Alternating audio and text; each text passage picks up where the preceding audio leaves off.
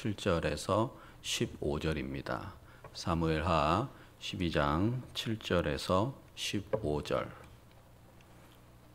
성경을 찾으시기도 하시고 혹시 화면을 보시고 말씀을 교독하도록 하겠습니다. 교독으로 말씀을 받겠습니다. 나단이 다윗에게 이르되 당신이 그 사람이라. 이스라엘의 하나님 여호와께서 이와 같이 이르시기를 내가 너를 이스라엘 왕으로 기름 붓기 위하여 너를 사울의 손에서 구원하고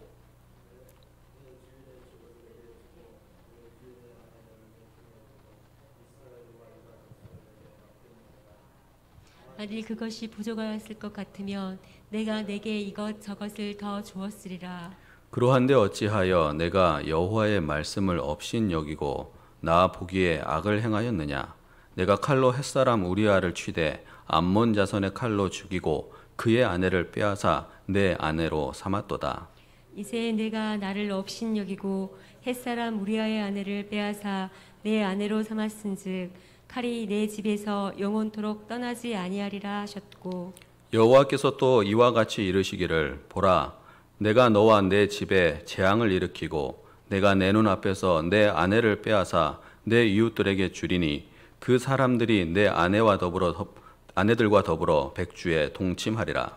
너는 은밀히 행하였으나 나는 온 이스라엘 앞에서 백주에 이 일을 행하리라 하셨나이다 하니 다윗이 나단에게 이르되 내가 여호와께 죄를 범하였노라 하매 나단이 다윗에게 말하되 여호와께서도 당신의 죄를 사하셨나니 당신이 죽지 아니하려니와 이 일로 말미암아 여호와의 원수가 크게 비방할 거리를 얻게 하였으나 당신은 낳은 아이가 반드시 죽으리이다 하고 함께 나단이 자기 집으로 돌아가니라. 우리아의 아내가 다윗에게 낳은 아이를 여호와께 치심에 심히 앓는지라. 아멘. 요즘 세상은 하루에도 수많은 정보와 지식들이 쏟아져 나옵니다. 우리가 늘 사용하는 스마트폰을 켜면 인터넷과 SNS, 사회관계망 서비스를 통해서 전 세계 뉴스와 온갖 지식과 정보들을 나의 것으로 만들 수가 있죠. 문제는 이 무분별한 정보가 필터링을 거치지 않고 가짜 뉴스로 쏟아져 나오다 보니까 어떤 것이 진짜인지 어떤 것이 가짜인지를 분별하기가 어려워 오히려 판단에 어려움을 겪기도 합니다. 제가 설교를 준비하면서 우리가 사용하는 인터넷을 통해 특정 정보를 찾았을 때 얼마나 정보를 찾을 수 있을까라는 것을 테스트해보고 검색을 해보았습니다. 그래서 지금 우리 사회에서 가장 논란의 핵심인 그 대표주자인 전땡땡 목사 이 5글자를 구글을 통해서 검색을 해보았습니다. 검색 결과 이분의 학력, 가족관계, 교단, 목사 면직, 설교 등 과거의 행적들도 찾아볼 수 있었고 그리고 이분과 깊은 관계를 맺고 있는 정관계 인물들이 누구인지를 찾을 수 있었습니다. 그리고 우리나라 네티즌들이 이분의 이름과 함께 연관하여 검색한 사람들이 누구인지까지도 알 수 있는 정보를 쉽게 접할 수 있었습니다. 여러분, 이 말은 요즘 세상은 예전의 시대처럼 잘못한 일에 대해서 무조건 함구하고 숨기고 가린다고 해서 숨겨지는 것이 아니라 어느 순간 밝히 드러나게 되는 것이 오늘날의 세상이라는 것입니다.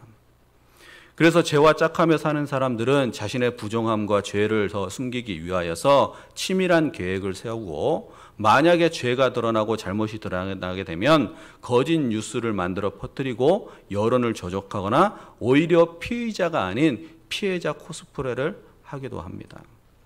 그런데 여러분, 부정한 것을 우리가 아무리 숨긴다고 해서 다 가려지고 숨겨지지 않는다는 겁니다. 사람들은 속일 수 있으나 하나님은 속이지 못하는 것이죠. 성경 디모데전서 5장 24절과 25절을 보면 이런 말씀이 있습니다. 어떤 사람들의 죄는 밝히 드러나 먼저 심판에 나아가고 어떤 사람들의 죄는 그 뒤를 따르나니 이와 같이 선행도 밝히 드러나고 그렇지 아니한 것도 숨길 수 없느니라. 그러므로 지금 우리는 그 어느 때보다도 기독교 신앙인으로서 바른 정체성을 가지고 세상을 바르게 살아가야 합니다. 이를 위해서 먼저는 하나님 앞에서 깨어있는 신앙인이 되어 살아가야 하고, 더불어서 세상 사람들 앞에서도 늘 깨어있는 바른 신앙인의 모습을 보여주기 위하여서 최선을 다해야 합니다. 그래야지만 기독교가 다시 회복이 될 수 있고 세상의 희망이 될 수 있는 것이죠.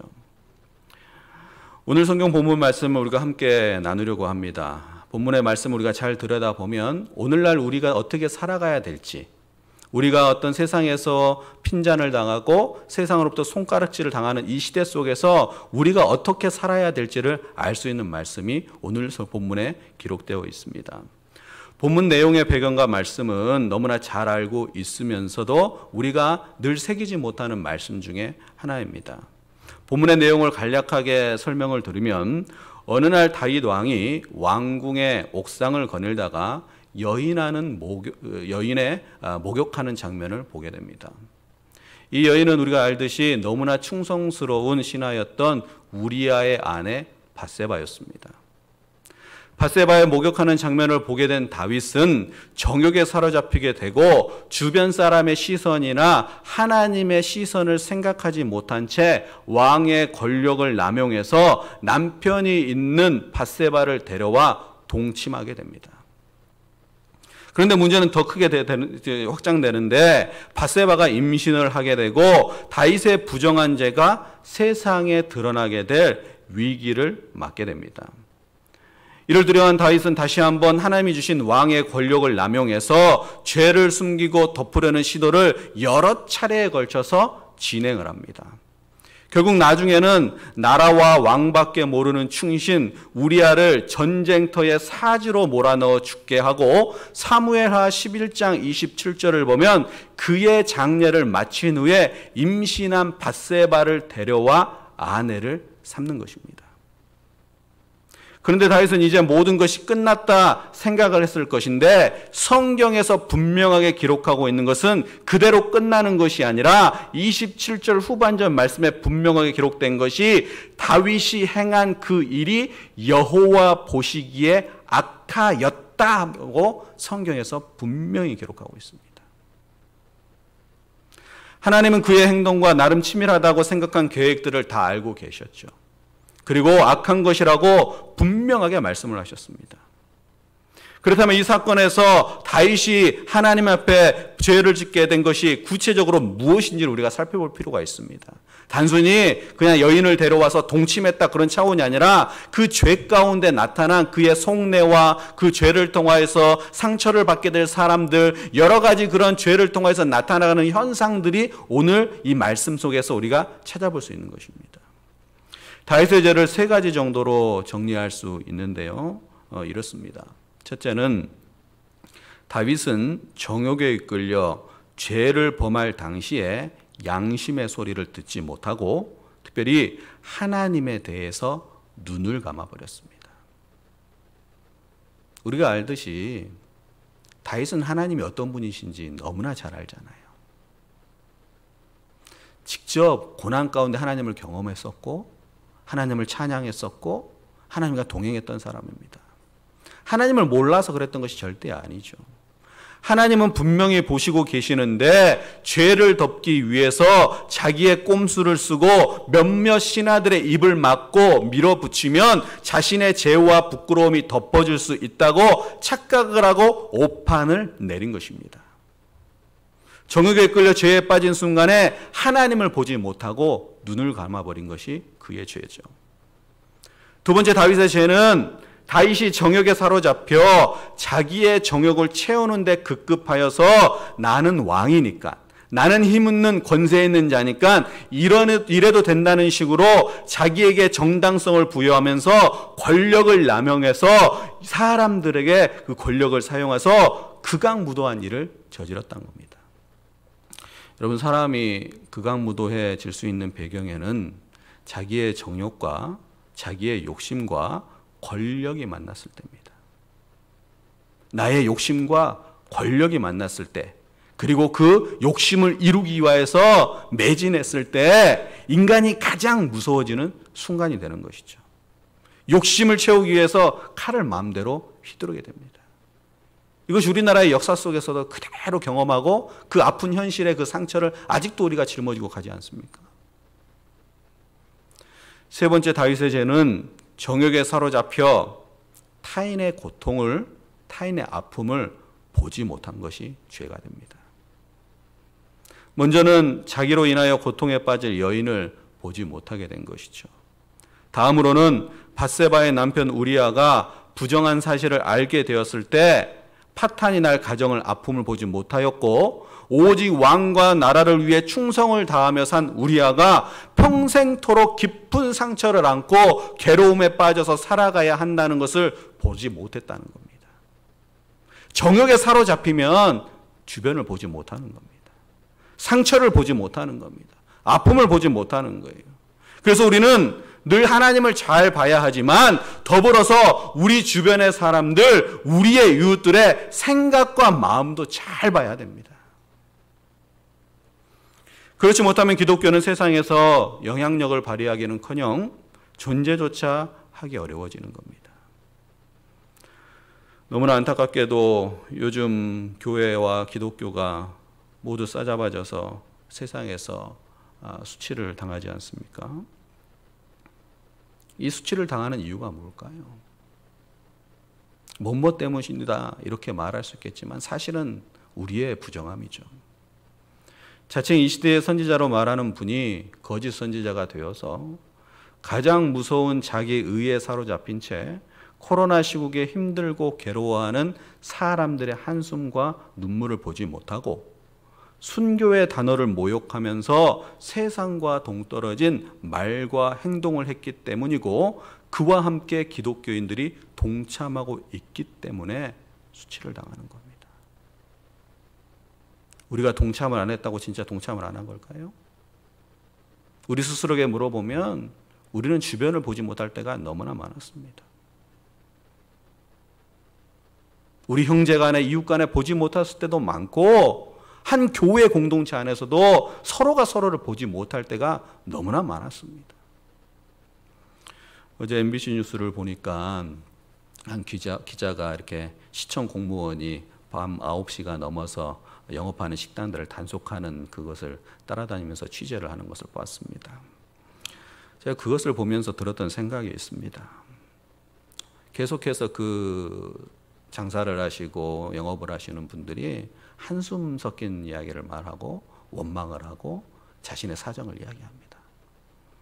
이것이 단순히 사람의 소리지만 우리는 이분들의 소리, 이 한숨 짓는 소리를 하나님의 소리로 들어야 되는 것이 아닌가라는 생각을 하게 됐습니다. 코로나19로 인해서 사회적 거리 2.5단계로 진행이 되고 소상공인들과 자영업자들은 매일 90% 이상의 적자를 기록한다고 합니다. 가게 월세도 내지 못해서 그 비싼 마이너스 대출을 써가면서 가게를 운영한다고 합니다. 또 어떤 분은 이것조차 쉽지 않아서 40년 동안 털을 잡고 운영했던 가게를 폐업하는 그 현실 속에서 눈물을 흘리며 살 길이 막막한 자신의 심정을 토로하는 모습을 보았습니다. 그런데 아직 많은 교회와 교인들은 귀를 감고 눈을 감고 귀를 막으면서 교회에서 자기들만의 예배를 드린다고 하고, 교회가 오히려 세상의 염려가 되고 그 서울 수도권에서 보이지 못하니까 소모임을 다른 지역에 가서 그 소모임을 하고 예배를 하면서 우리의 믿음이 대단하다, 우리의 이렇게 예배하는 열망과 교회를 사랑하는 마음만이 대단하다라는 착각에 빠져서 사람들의 탄식의 소리를 듣지 못하고 세상이 우리를 지적하는 소리를 거부하는 겁니다. 과연 이런 태도가 바른 신앙인의 태도일까요? 다윗은 죄를 통하여서 타인이 겪게 될 고통, 타인이 겪게 될 아픔을 알거나 이해하지 못했고 오직 정욕에 사로잡혀 자신의 권력을 남용한 것이 하나님이 보시기에 큰 죄였다는 겁니다. 결국 모든 것을 감찰하신 하나님은 나단 선지자의 입을 통해서 다윗의 잘못을 아주 심도 있게 지적을 합니다. 오늘 본문 12장 7절에서 9절까지 말씀에 그 내용이 기록되어 있는데 이 말씀은 중요하니까 좀 길더라도 우리가 교독으로 함께 읽어보았으면 좋겠습니다. 사무엘하 12장 7절에서 9절입니다. 제가 먼저 읽겠습니다. 나단이 다윗에게 이르되 당신이 그 사람이라 이스라엘 하나님 여호와께서 이와 같이 이르시기를 내가 너를 이스라엘 왕으로 기름 붓기 위하여 너를 사울의 손에서 구원하고 내 주인의 집을 내게 주고 내 주인의 아내들을 내 품에 두고 이스라엘과 유다 족속을 내게 맡겼느니라. 만일 그것이 부족했을 것 같으면 내가 내게 이것 저것을 더 주었으리라. 함께 그러한데 어찌하여 내가 여호와의 말씀을 업신여기고 나 보기에 악을 행하였느냐. 내가 칼로 햇사람 우리아를 치되 암몬 자손의 칼로 죽이고 그의 아내를 빼앗아 내 아내로 삼았도다. 그대로 적나라하게 하나님께서 말씀하시죠. 하나님은 나단 선지자의 입을 통해서 다윗의 잘못을 분명하게 지적하시고 더불어서 그 다윗에게 실망한 하나님의 마음을 그대로 보여주십니다. 그런데 여러분, 우리가 이렇게 함께 읽었던 말씀을 조금 깊이 들어봐야 됩니다. 조금 깊이 들여다보면 나단 선지자의 입을 통해서 말씀하신 하나님의 그 지적과 말씀은 사실 다윗에게 깨달음을 얻게 하고 변화의 기회를 주는 것입니다. 우리가 이럴 때가 있습니다. 무언가를 꽁꽁 숨겨요. 거짓된 삶을 삽니다. 그 삶을 살다 보면 늘 마음이 불안하죠. 염려가 있습니다. 언제 들킬까? 그런데 어느 누군가 그동안에 숨기고 살았던 나의 삶에 대해서 알아차리고 이 나의 삶에 대해서 너무 긍휼히 여겨서 그 사람의 잘못과 그 사람의 고쳐야 될 것을 지적을 해주고 권면을 해주고 사랑을 해주면 이 말을 들은 사람이 처음에는 마음이 매우 불편하지만 생각해보면 나중에는 자유를 얻을 수 있는 기회를 주는 것과 같은 겁니다. 즉 하나님이 나단 선지자를 통해서 다윗의 잘못, 다윗의 죄를 지적해 주시고 죄에 걸려 있는 것을 알아차리시게 한 것은 다른 의미로 보면 잘못을 멈출 수 없는 기회를 그 기회를 멈출 수 있는 기회로 만들게 된 것이고 심령의 불안을 넘어서 평안으로 나아갈 수 있는 길을 열어주신 것입니다. 이것이 하나님의 말씀의 지적인 것이죠. 저는 요즘 시대 상황을 보면서 이런 생각을 합니다. 우리가 오늘날 스스로 자정하고 스스로 개혁을 하지 못하니까 하나님께서 세상 사람들을 통해서 우리의 부끄러운 민낯을 드러나게 하는 것이 아닐까. 그리고 지금이 회복할 기회, 지금이 다시 개혁할 기회, 지금이 다시 세상에서의 신앙인으로서 삶을 살기 위해 깨달아야 할 기회를 주신 것이 아닐까 하는 생각을 하게 되는 겁니다. 오늘 우리는 다윗의 잘못을 적나라하게 지적하시는 하나님의 말씀이 있습니다. 그런데 더 중요한 것은 이 지적된 말씀에 다윗이 어떠한 태도로 응했느냐가 중요한 겁니다. 오늘 본문 말씀에서 하나님이 정확하게 지적을 받은 다윗은 어떤 행동을 하냐? 오늘 본문 말씀의 핵심인데 사무엘하 12장 13절 상반절 말씀에 기록하기를 다윗이 나단에게 이르되 내가 여호와께 범죄하였노라 하매 하면서 자신의 부끄럽고 자신의 수치스러운 그 죄를 인정을 하고 하나님 앞에 시인을 하며 하나님으로부터 회복을 받을 수 있는 은혜를 구한 겁니다. 다시 말해서 죄의 유혹 앞에 굴복당한 자신의 부끄러움을 물리쳐 주실 수 있는, 회복시켜 주실 수 있는 하나님 앞에서 자신의 처서 복종하고 순복하는 것입니다. 이로 인해서 다윗은 하나님께 어떤 말씀을 듣게 됩니까? 은혜의 말씀을 듣게 되죠. 사무엘하 12장 13절 하반절 말씀에 기록되기를 나단이 다윗에게 말하되 여호와께서도 당신의 죄를 사하셨나니 당신이 죽지 아니하려니와. 인정하고 시인을 하니까 하나님께서 용서해 주시는 겁니다. 사하시는 겁니다. 하나님께 죄를 사하셨다. 하나님께서 죄를 용서해 주셨다. 자신의 부끄러움을 인정했던 다윗은 결국 하나님의 은혜를 입게 됩니다. 영혼과 마음의 불안을 넘어서 다시 평안의 길로 들어서게 된 겁니다. 나중 비록 다윗은 죄값을 치르게 되지만 하나님의 자비의 은혜를 힘입게 되고 이스라엘 민족의 가장 존경을 받는 왕의 자리를 유지할 수 있게 됩니다. 여러분, 죄에 빠진 다윗은 자신의 계획과 방법대로 모든 것을 숨기고 자기 스스로도 눈을 감아버리면 된다는 생각으로 자기만의 평안을 추구했지만 진정한 평안이 아니었습니다.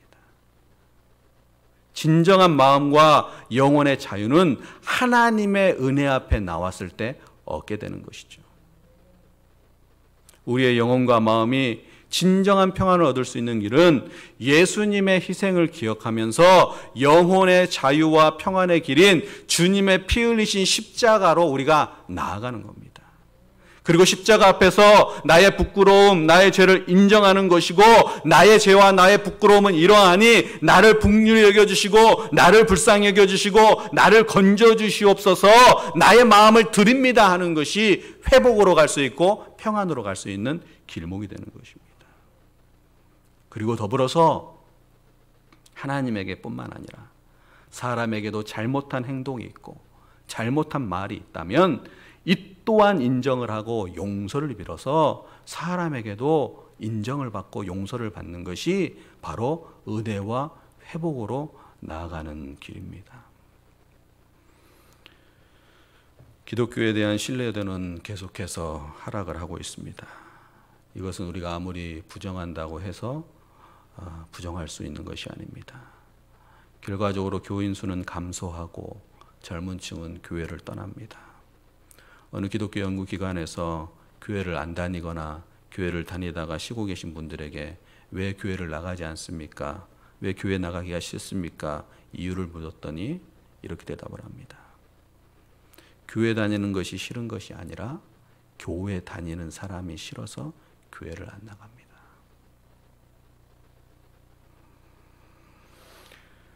여러분, 누구나 부끄러움과 감추고 싶은 일들이 있습니다.